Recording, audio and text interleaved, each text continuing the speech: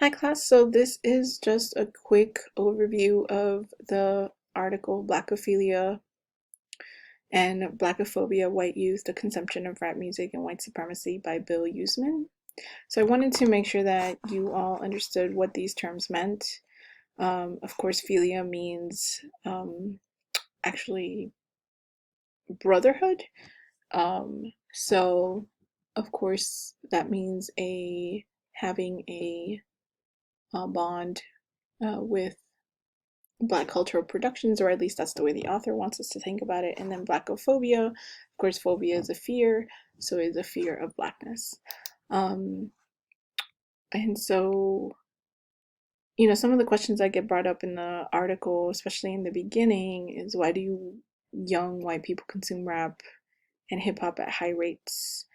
And one of the things that Yousman puts forward is that, Black is cool, that historically white youth, not just during hip hop, but at all points in American music, have always consumed and identified with a popular Black culture. So he cites jazz, he cites um, rock and roll, right? Like all of these different moments in historically that have really relied on Black cultural productions and specifically music that white young people have consumed. So he proposes this idea that part of the reason why there is a high consumption of Black music is because of integration theory. So if Black is cool, then we're going to like and consume Black music no matter what, even across racial lines, right? So it doesn't matter that what race you are or what ethnicity or what culture you're from. If you are if this is the popular music, you're going to want to consume it, or at least have some interaction with it, because it helps you be a part of your peer group. Also, of course, Black music is understood, rap music is understood to be rebellious. And so rebellion is part of youth culture, and youth culture is trying to figure out, for the most part, when you're a youth, you're sort of trying to figure out your role in the world, and oftentimes that is oppositional to your parents or people who are older than you. And so rap music is an expression of rebellion, and that also, at least Yousman tries to get us to think about, is one of the reasons why some of this consumption is happening. But of course, he says that that's not enough, right? That there has to be other reasons why. It can't just be because people are trying to be cool. So, he says, I argue that white youth adoption of Black cultural forms in the 21st century is also a performance, is that allows whites to contain their fears and animosities towards Blacks through rituals not of ridicule as in previous eras, and here he's thinking about specifically blackface, but of adoration. So he's really trying to think about what is behind this consumption and what is this behind this philia, right? Like this, like bond, this like familial bond that he understands is happening between white youth and Black music. Um, why is it that people love it so much? What is really behind it? And so he thinks, thus, although the motives behind the performance may initially appear to be different, the act is still a manifestation of white supremacy, albeit a white supremacy that is in crisis and disarray, rife with confusion and contradiction. And this is on page 369. So, I think this is really part of the reason why I chose this article, is because I wanted you all to think critically about the ways that you may consume hip hop culture, and also the reasons behind why you consume hip hop culture. Like, what is it about some of the themes and ideas and representations that you see in hip hop culture that speak to you, even when that's not your experience? And maybe it is your experience, right?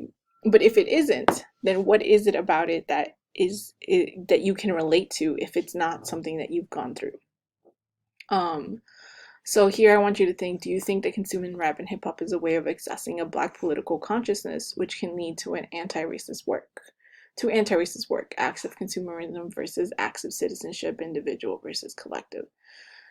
So, in the article he writes about, what are the ways that um, that even though people are consuming rap music, things are not changing in the world. So if white youth is consuming Black music and they identify with some of the ideas that are there, like poverty and struggle and rebellion, then does that mean that now they're willing to fight for, or even police brutality, right? Like that's a theme in rap music. Are they willing to fight to change the system that is oppressing Black folks and that is killing people, or like the police? How are they willing to speak up against, police brutality? So this idea of we can consume something, but then what do we do with the ideas that we're consuming? Are we actually doing something to participate in changing society? This is the acts of citizenship.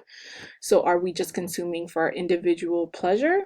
Or are we trying to really understand some of the issues that the Black community is facing and doing something about them because we are able to learn about it through the music?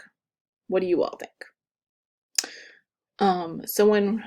So then I am just, I think, added to this point. When white and Black kids buy the same Billboard hits and laud the same athletic heroes, the result is often a shared cultural space. That's true. So, when we listen to the same kind of music, then we can relate to each other, right? Where some humane interaction takes place.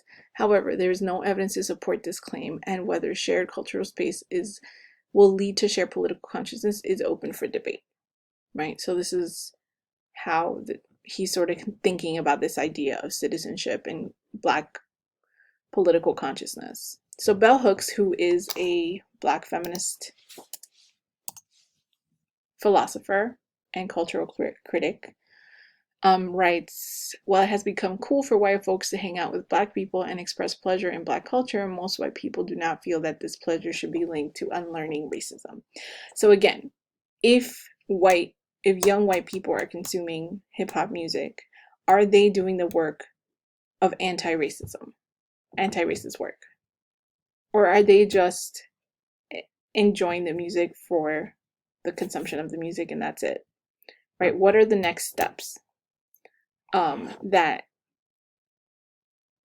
would need to happen for it to not just feel like this is just a product that it can be bought and sold, but that it's actually something that is deeper and speaks deeper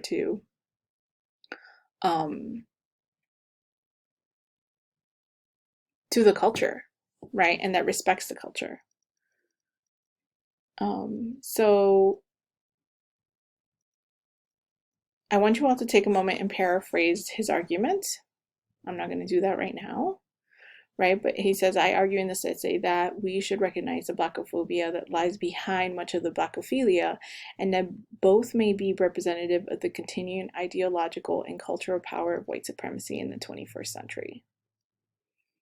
So then he goes on to talk about a little bit about not wanting to fix the racial terms Black and white, but to think about them in a nuanced way and not in an essentialist way. So essentialism is when you have a fixed idea of race, and of course that fuels stereotypes.